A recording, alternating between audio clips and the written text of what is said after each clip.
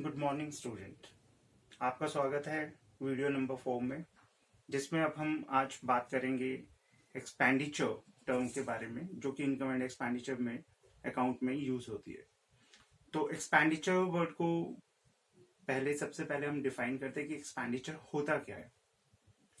Expenditure का जो definition दी जाती है वो इस तरीके से है, an expense incurred during an accounting period whether paid or not। तो अब अगर आप इस डेफिनेशन पे ध्यान देंगे तो यहाँ पे मैंने कुछ वर्ड्स को हाईलाइट किया है, आप उस पर ध्यान दीजिए। एक्सपेंसेस इनकर्ड, सबसे पहले एक्सपेंसेस की बात आती है तो एक्सपेंसेस होते क्या है, आप बताएंगे क्या होते हैं?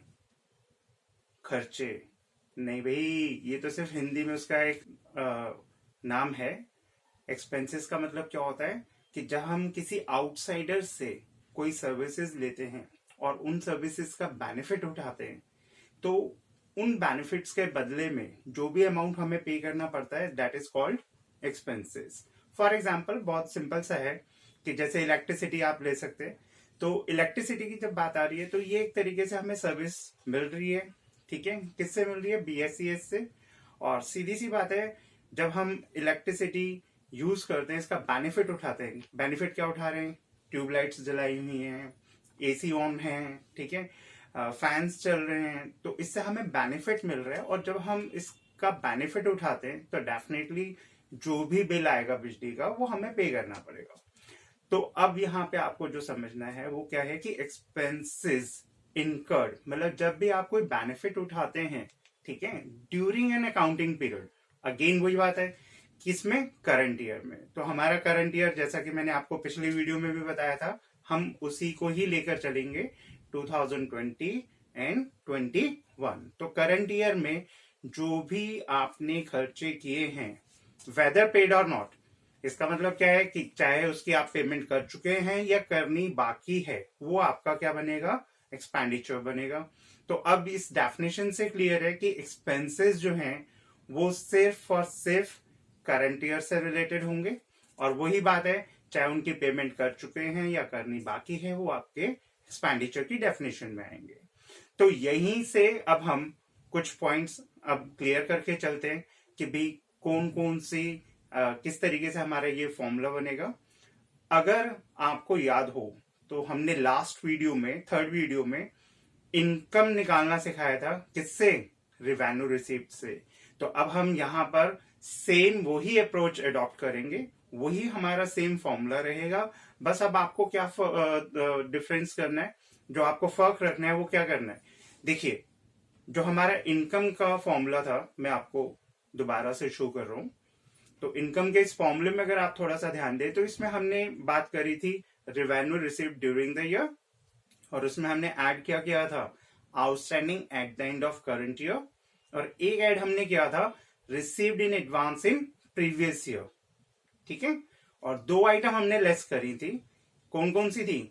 Less outstanding at the end of previous year, और लेस करा था received in advance for next year. तो इस फॉर्मूले को अगर आप ध्यान दें तो यही सेम फॉर्मूला हमारा एक्सपेंडिचर का बनता है। और अगेन यहां पर हमें रिवेन्यू पेमेंट्स को ध्यान रखना है। ये बहुत इंपॉर्टेंट है कि जो रेगुलर नेचर की पेमेंट्स होती है वो ही हमारे एक्सपेंसेस का पार्ट बनती हैं, वही हमारे एक्सपेंडिचर का पार्ट बनती हैं। तो यहां पर आपको जो ध्यान देना है वो ये कि जो कैपिटल पेमेंट्स थी उनको हम एक्सपेंडिचर की डेफिनेशन में शामिल नहीं करते। तो कैपिटल पेमेंट्स कौन सी थी? थोड़ा सा अगर आप याद कीजिए, याद है आपको कौन कौन सी थी?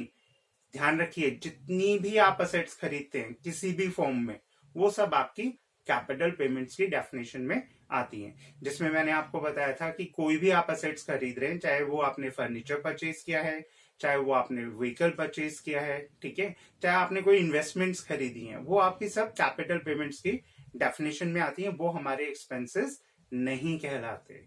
तो कैपिटल पेमेंट्स को आपने एक्सपेंडिचर की डेफिनेशन में नहीं लेना, ये पॉइंट आपको ध्यान रखना पड़ेगा।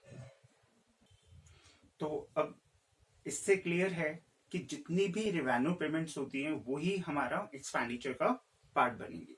बस अब आपको करना क्या है, जो आपका इनकम का फॉर्मूला था उसमें बस स्लाइटली थोड़ा सा चेंज करना है। चेंज क्या करना है, आप ध्यान दीजिए फॉर्मूले में जो आउटस्टैंडिंग वर्ड है वो आपका सेम रहेगा। मतलब अगर हम बात करें फॉर्मूले की तो आउटस्टैंडिंग वर्ड सेम रहेगा, बस आपको क्या चेंज करना है, जो रिसीव्ड इन एडवांस वर्ड लिखा है उसकी जगह पर आप क्या लिखेंगे, पेड इन एडवांस। क्यों, क्योंकि एक्सपेंसेस पेड किए जाते हैं, वो रिसीव नहीं किए जाते। तो फॉर्मूला बिल्कुल सिमिलर वही रहेगा, उसमें कोई चेंजेस नहीं करने आपने, बस वर्डिंग्स चेंज करनी है, पेड इन एडवांस। तो इस तरीके से अब अगर हम एक्सपेंडिचर के फॉर्मूले की बात करें तो रिवेन्यू पेमेंट से हम एक्सपेंडिचर तक कैसे पहुंचेंगे उसका फॉर्मूला ये है। तो सबसे पहले इसमें हमारा revenue payments during the year जो भी आपको दिया होगा उसमें ऐड क्या होगा, outstanding at the end of current year. Add क्या होगा, paid in advance at the end of previous year. Less में आते हैं outstanding at the end of previous year, और एक लेस में और होगा आपका paid in advance for next year. तो आप एक्सपेंडिचर तक पहुंच जाएंगे। तो मेन जो पॉइंट आपको अगेन यहां ध्यान रखना है कि जो हमारे खर्चे होते हैं या जिनको हम एक्सपेंडिचर की डेफिनेशन में ले रहे हैं वो सिर्फ और सिर्फ करंट ईयर से रिलेटेड होते हैं। उसमें ना तो प्रीवियस ईयर का कोई अमाउंट हम शामिल करते हैं, ना ही नेक्स्ट ईयर का कोई अमाउंट हम शामिल करते हैं।